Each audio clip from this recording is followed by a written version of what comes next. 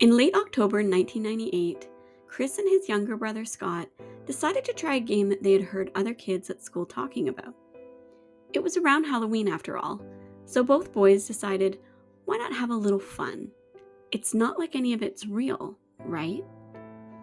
That night, after their parents were both asleep, the boys snuck out of their bedroom, went down the hall, and into the small bathroom.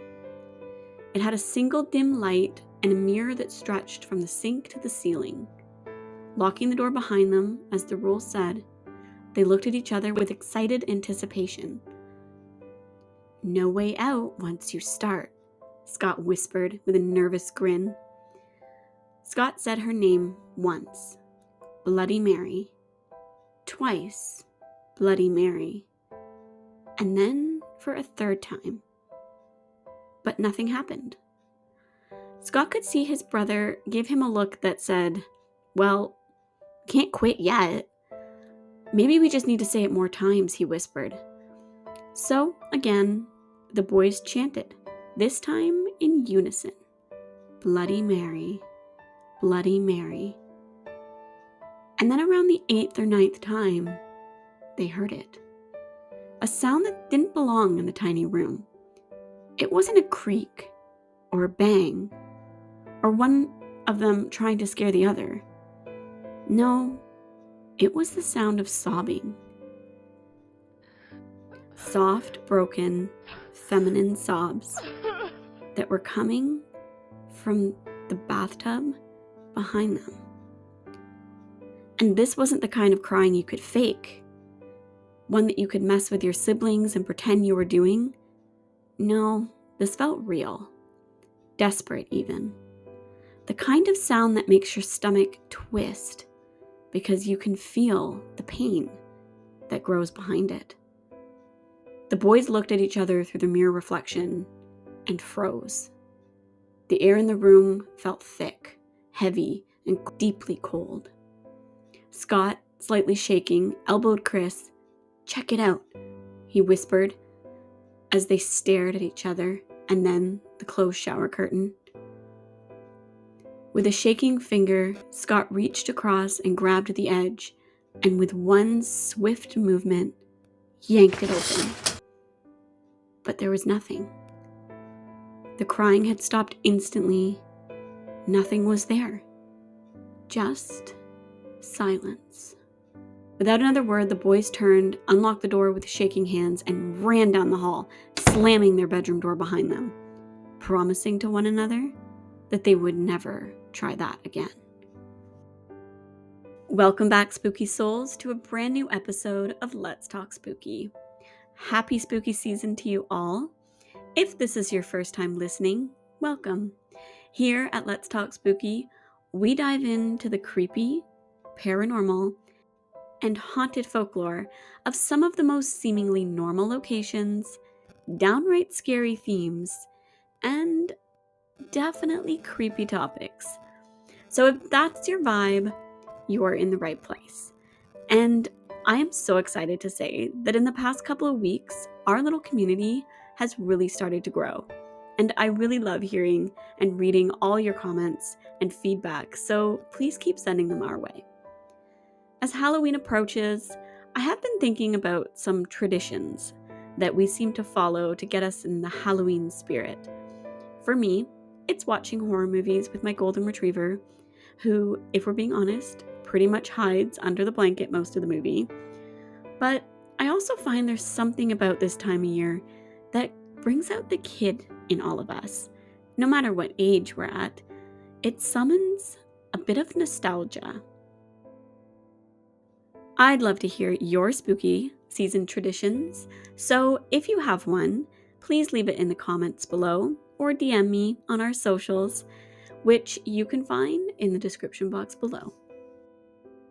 Alright, let's get into tonight's episode. I think it's one that's going to take you back to the spooky season of your childhoods. Picture the leaves falling outside your window as you and a few close friends huddle under sleeping bags, daring one another to play a game that they heard about at school. Someone's older sister swears that it will work, and you just have to say her name 3 times. You all sneak down the dark hall. The sound of the TV plays faintly in the background.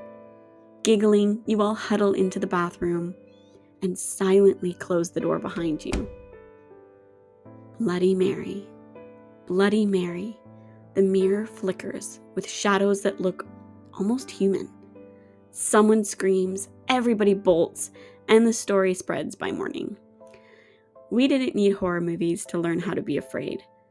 All we needed was a mirror, a dark room, and maybe a name we weren't supposed to say. So tonight, we're venturing into the world filled with scare games that we played as a kid, and the dares and chants and midnight rituals we swore could summon something from the other side. Or maybe it was just our own imaginations it summoned. So light a candle, cover your mirrors, gather close, and let's talk spooky. Every school had at least one.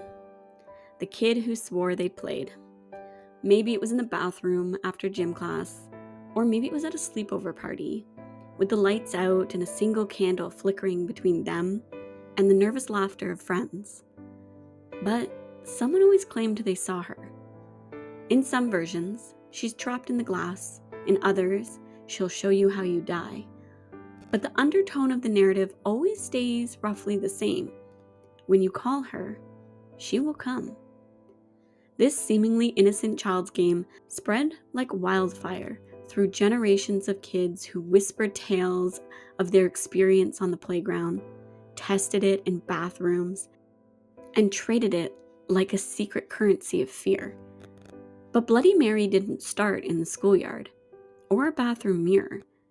Folklorists believe that it can be traced back to as early as the 17th century, though then it went by a different name. And it held a very different purpose behind the chant. In the Victorian era, women stood before a mirror and candlelight, hoping to get a glimpse of their future husband, or a death's head staring back at them. By the time the legend reached North America, the ritual had changed shape quite a bit.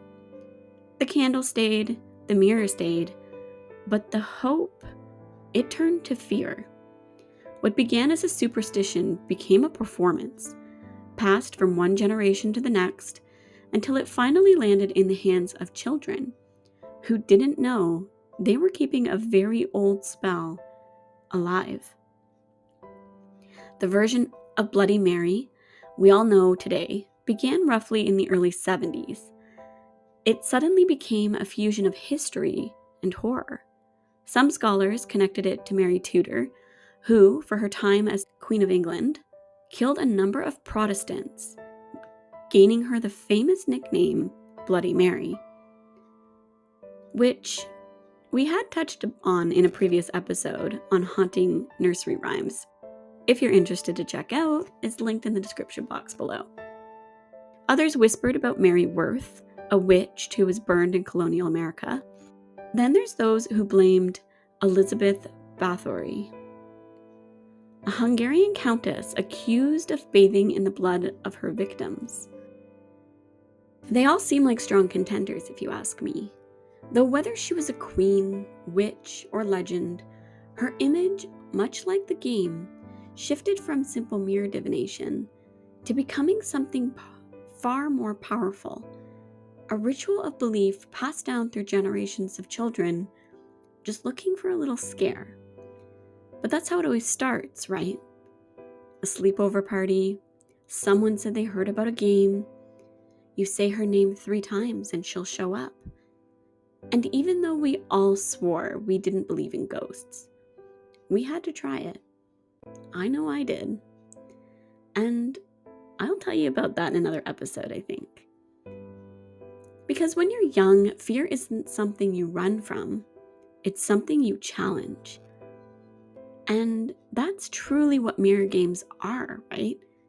They're meant to summon the unknown, shift our perception between what we thought we knew and what's reality.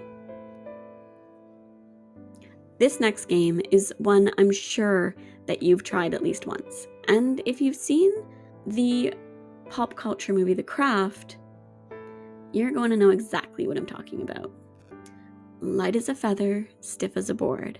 Light as a feather, stiff as a board. The game was thought to trace back to the 16th and 17th century Europe, when the accounts of divination during séances and prayer circles appeared in diary entries.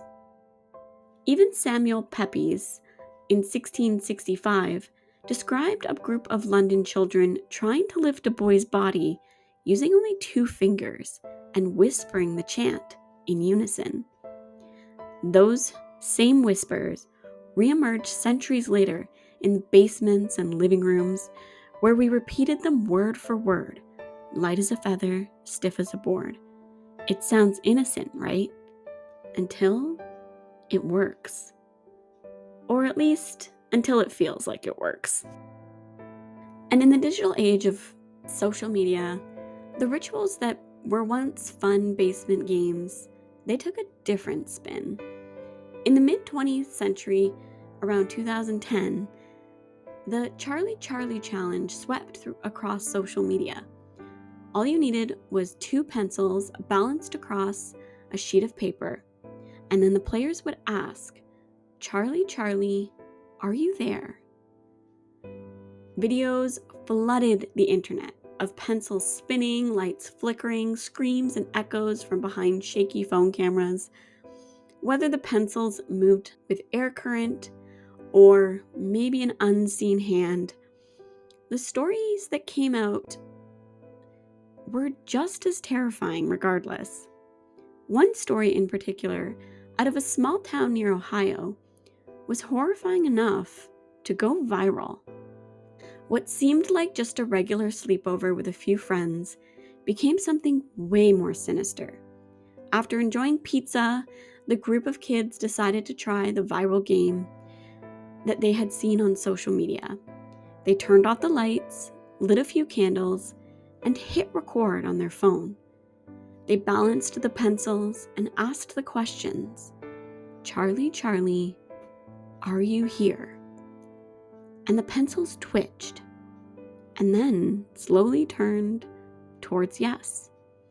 Everybody screamed in laughter, convinced that it was the air conditioning or a trick of balance. So they asked again, "Charlie, Charlie, will you show yourself?" Another yes, and then the fun stopped. The candles flickered out, the phone on the table that was recording stopped without anyone touching it. And when they tried to end the game, nothing seemed to change. The pencils wouldn't move. The room became very still and silent. In a panic, they ran upstairs, and by morning, the house seemed to go back to its quiet self. Everything looked normal, except for one thing.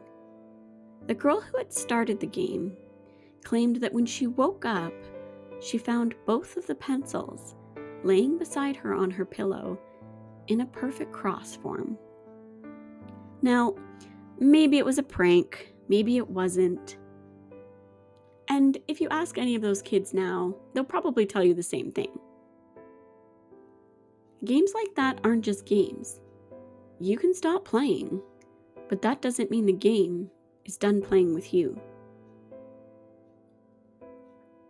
The feeling that mixed of control and fear was the same feeling that moved games like this across centuries. Bloody Mary, Light as a Feather, Charlie Charlie, different names, different rules maybe, but the same overall desire to discover something that was truly unknown. These weren't just games, they were performances of folklore. Is there really something waiting for us in the dark? And these little rituals asked that question. We all secretly wanted to know. Or maybe we don't really. Our next game is probably the creepiest, and I'm not gonna lie, I was up way later at night than I wanted to be thinking about this game after researching it for this episode, so I am sorry ahead of time if it makes you guys sit up at night too. It started online in the early 2000s, tucked away in a Japanese message board. At first, it didn't sound like a legend. It didn't sound too harmful either. It kind of read more like instructions. Hitori Kakurenbo is a game that was played in Japan that roughly translates to hide and seek alone. Now, we've all played hide and seek, right? Fun game when we're children. You go hide, a friend comes and finds you. But what if you played without anyone but a doll? That's exactly what this next game is about. The ingredients for the game are simple, but each item has a deep meaning attached to it. First, you must choose a doll. It can be any kind of doll, but it has to be a doll that you can remove the insides or the stuffing out of. Once you've done that, you essentially have to take that empty carcass of a doll, for lack of better words, and fill it with items that bring attraction to spirits. Now, in Japan, dolls really represent a vessel. They're keepers of memory. They remind us of the action of creation, that even something that's supposed to be a plaything has an essence about it. So, the list of items for this doll that you're going to need are rice, which represents life and the nourishment that's attached to it. It draws the spirit essentially into the vessel. And then the next items is where things get a little dark. You're going to need to add something of yourself inside. So this could be something like a nail clipping, a strand of hair, something that kind of is a piece of your life force. Then you close up the doll using red thread, which in Japanese culture acts as a demonstration of life, the life blood, connecting all the elements together and sealing the energy within. And finally, you're going to have salt water on you, either in your mouth or in a cup, whatever form you want to do. Together, they form a sort of ritual.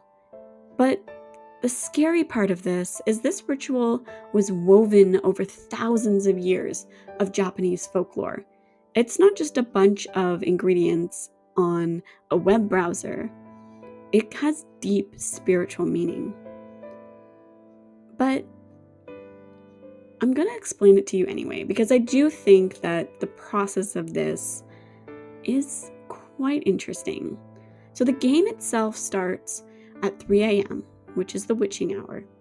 Fill the bathtub with water, as the water acts as a bridge between realms. Turn every light off in the house, except for the TV, which you're going to turn to some kind of static station. Then you're going to hold the doll, and you're going to say your name, referring to the doll.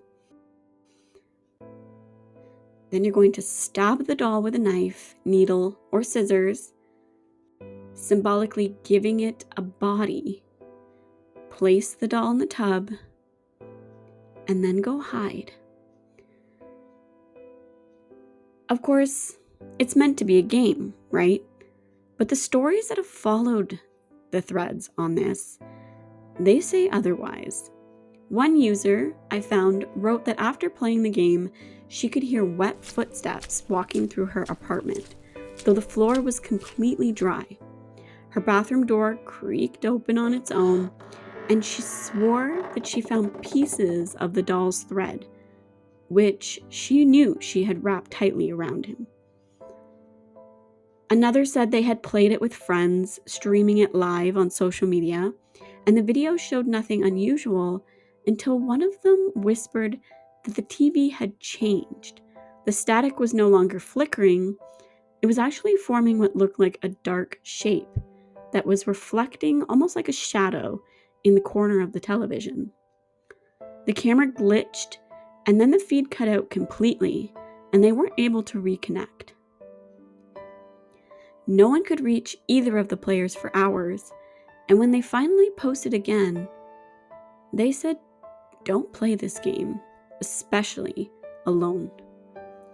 Folklorists started paying attention after that, not because they believed in the ritual, but because of how real it had felt in the recipe and the actions. Unlike older folklores passed through families, this digital folklore was a new thing, born online, spread through forums, YouTube videos, but it echoed an essence of much older tales. Even now, videos of people playing hide and seek alone keep appearing. Most end in nervous laughter, maybe a scream, or they just end. But a few have shown things that even skeptics can't explain. Dolls moving, doors creaking open, even the sounds of giggling or whispering in the background audio. Maybe it's editing, maybe it's nerves, or maybe we're hoping to hear something, so we imagine it. Or maybe, just maybe, it's the same story we've told for centuries, just dressed up in a different vessel. Because every culture has a version of this game, and every version has a hidden warning inside. Don't look in the mirror too long. Don't open the door after midnight. And whatever you do, never play hide and seek alone. But every generation does. They invite this fear. But the fear itself seems to change shape. From whispering stories over sleepovers to words written across a computer screen. These so-called games have turned disbelief into participation. I want to leave you guys with 3 terrifying short tales that we were able to locate in the research for this episode. The names and locations of the stories have been changed to keep the storyteller's privacy, but the stories themselves, they're just creepy, and I think you needed to hear them. Our first tale is called The Hallway Mirror. We were kids in a drafty old farmhouse in Virginia. One of those places where every hallway has a mirror. It started as a dare. "You won't do it," someone said, passing around a flashlight. So we went upstairs to the long mirror at the end of the hallway that always smelled faintly like cedar and dust. The rule was simple. Say her name 3 times, and if she liked you, she would show you your future. We stood shoulder to shoulder, flashlight beams trembling against the glass. Mary, Mary, Mary. At first, nothing happened. Our own faces just stared back at us, pale, nervous, and waiting. Then the light flickered. My reflection smiled, but I didn't. The others swore they'd never saw it, but I still remember the teeth, just a little too sharp, just a little too long. Scared, we ran, laughing like it was a joke, but when we came back the next morning, the mirror had a long crack down the center of it, clean, straight, like someone had traced a knife from the very top to the very bottom. Story number 2 is called The Doll in the Water. My cousin spent the summer in Japan as an exchange student, and she came home with a story that she wouldn't tell for years. She had a few friends who had found an old forum post. the instructions for the game that promised to let you summon a spirit for company. They picked a doll from the dorms, lost and found. One of its eyes were missing, and it was in a faded red dress. But they followed the instructions anyway. They cut it open, removed the stuffing, and filled it with rice. Tying it up with a thread, they left it in the bathroom sink. At 3 a.m., they came back and started to chant, "Sam is the first it." They stabbed the doll, turned off the lights, and hid in the bedroom closet. For a while, they felt kind of silly. Then, splash. The sound of water hitting the tile. When they checked the bathroom, the doll was gone. They found it the next morning sitting by the dorm door, its thread unraveled, its head resting on the handle like it had been waiting for them. She said she threw it out the very next day, but for weeks after, she woke up every night at 3:33 a.m., not because she had set an alarm, but because she kept hearing a small knocking sound on her dorm door. And finally, our last story is simply called The Closet Game.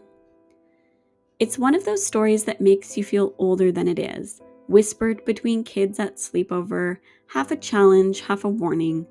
They say the closet game lets you meet the thing that lives in the dark.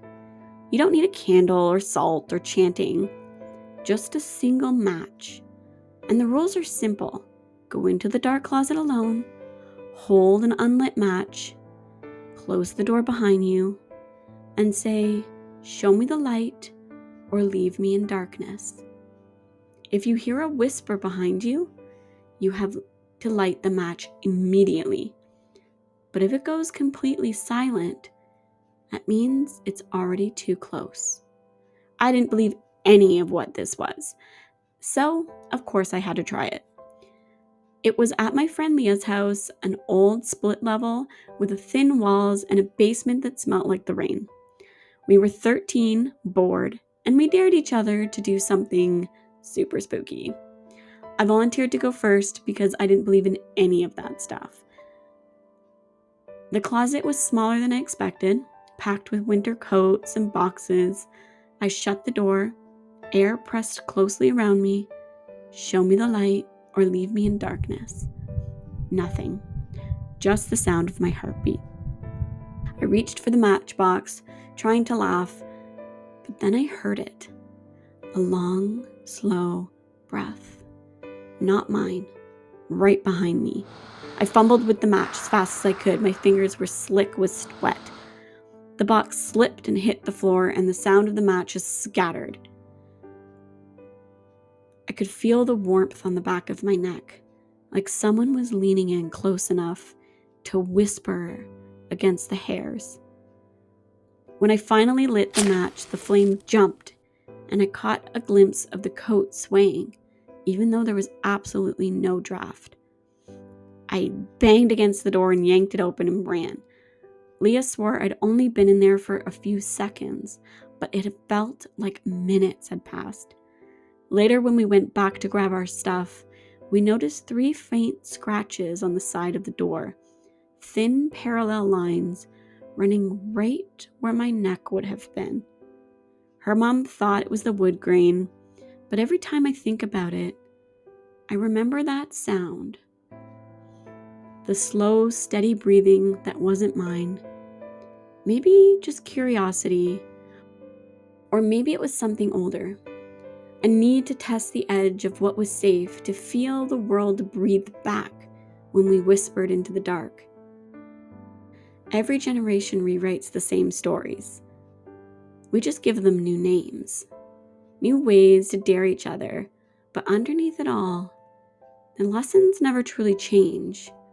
Some doors should stay closed. So, from mirrors that smile back to dolls that move when we're not looking, matches that won't strike when we need them the most, these games remind us how thin the veil truly is between what is real and what is imagination. And maybe that's why we still play them. Not to summon something, but to see what the world truly has, and to keep our lives a little bit mysterious. So next time someone says, "It's just a game," maybe think twice before you light a candle and play along, because every game starts that way until it doesn't. And that's all I have for you today. If you've enjoyed tonight's episode, please be sure to leave a review or a comment and let me know what games you've played as a child. I know I'm going to get lots of you saying, "I missed the Ouija board," but I promise that's a game that gets a full episode all to itself. So please take a moment to take a look at our socials at Let's Talk Spooky Pod on Instagram and Let's Talk Spooky on TikTok, and hit that follow button wherever you listen to your podcast. Not only does it support our show, but it helps spooky people like yourself find our little community. And if you have a spooky experience of your own, I'm still looking for a few stories to add to our listener stories. So take a moment to email or DM me your story so that it can be featured in our upcoming listener episode. Until next time, stay curious, stay spooky.